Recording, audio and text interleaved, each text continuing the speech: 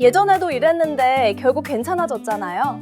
이 말, 투자할 때 한 번쯤은 다 해보셨을 거예요. 그런데 제가 오늘 정말 꼭 말씀드리고 싶은 건 시장에서 사람을 가장 크게 다치게 하는 건 공포가 아니라 익숙함이라는 겁니다. 무서워서 도망가는 사람보다 익숙해서 가만히 있는 사람이 더 크게 맞을 때가 많아요. 왜냐하면 시장은 늘 비슷한 얼굴로 찾아오지만 그 안의 체력과 환경은 매번 다르기 때문입니다. 겉으로는 지난번이랑 비슷해 보여요. 뉴스도 비슷하고 사람들 반응도 비슷하고 전문가들 말도 비슷합니다. 그래서 우리 뇌는 자동으로 결론을 내립니다. 아, 이것도 잠깐이겠네. 그런데 진짜 위험은 바로 그 자동 반응에서 시작돼요. 생각을 멈추는 순간 손실이 시작되는 경우가 많거든요. 사람이 원래 그렇습니다. 낯선 건 힘들고 익숙한 건 편하죠. 투자도 마찬가지예요.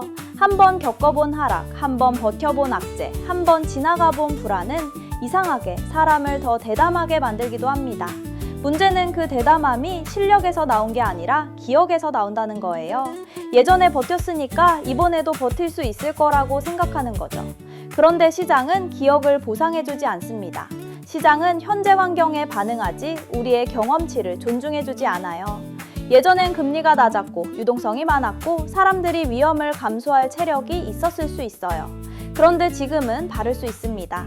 똑같이 흔들리는 것처럼 보여도 이번에는 바닥에 쿠션이 없을 수 있다는 거예요. 이걸 일상으로 바꿔서 생각해보면 더 쉽습니다. 늘 다니던 계단이 있다고 해볼게요. 어두워도 익숙하니까 대충 발을 디뎌요. 어제도 문제 없었고 지난주도 괜찮았으니까요. 그런데 어느 날 계단 높이가 살짝 바뀌어 있으면 사람은 오히려 더 쉽게 넘어집니다.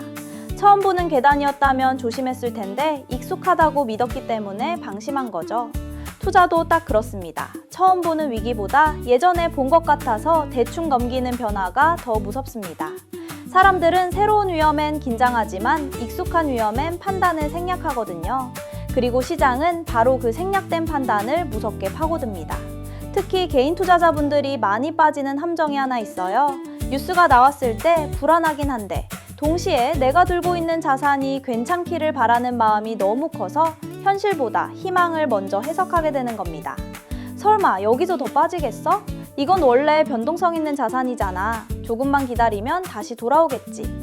물론 기다림이 맞을 때도 있습니다. 그런데 문제는 기다림이 전략이 아니라 기도가 되는 순간이에요. 그때부터는 투자 판단이 아니라 감정 방어가 시작됩니다. 인정하고 싶지 않은 거죠. 내가 지금 보고 있는 시장이 예전과 다를 수도 있다는 걸.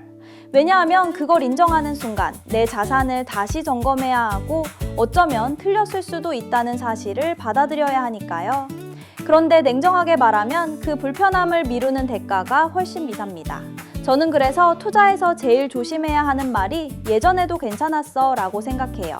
이 말은 얼핏 경험에서 나온 지혜처럼 보이지만 사실은 현재를 대충 보게 만드는 마취제일 때가 많습니다. 과거는 참고자료일 뿐 정답지가 아니에요. 오히려 과거가 너무 강하게 남아있으면 현재의 작은 차이를 놓칩니다. 시장은 바로 그 작은 차이에서 방향이 갈립니다. 금리 수준이 다르고 소비자의 체력이 다르고 기업의 이익질이 다르고 돈이 머무르는 기준이 달라졌다면 그건 겉모습이 비슷해도 전혀 다른 게임일 수 있어요. 그런데 많은 사람은 장면만 보고 판단합니다. 구조는 안 보고요. 그게 반복되면 투자자는 매번 같은 이유로 흔들립니다. 시장이 어려워서가 아니라 익숙함이 너무 편해서요. 그래서 중요한 건 겁먹자는 게 아닙니다. 오히려 훨씬 더 차분해져야 해요.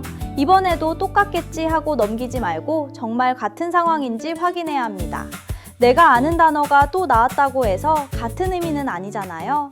시장도 그래요. 같은 하락처럼 보여도 원인이 다를 수 있고 같은 악재처럼 보여도 파급력은 전혀 다를 수 있습니다. 투자자는 늘 미래를 예언하려고 하기 전에 현재를 정확히 읽어야 합니다. 지금 필요한 건 자신감이 아니라 점검이고 낙관이 아니라 구분입니다. 무엇이 단순한 소음이고 무엇이 기준을 바꾸는 신호인지를 구별할 수 있어야 내 자산을 지킬 수 있어요. 그리고 바로 여기서 진짜 중요한 질문이 시작됩니다. 그렇다면 이번 변화는 그냥 또 한 번 지나가는 뉴스일까요? 아니면 시장이 자산을 평가하는 기준 자체를 다시 쓰게 만드는 신호일까요? 이 차이를 이해하는 순간 같은 뉴스도 완전히 다르게 보이기 시작합니다. 다음 이야기에서는 바로 그 핵심, 왜 이번 이슈가 단순한 사건이 아니라 투자자들의 판단 기준 자체를 흔들 수 있는지 그 지점으로 더 깊이 들어가 보겠습니다.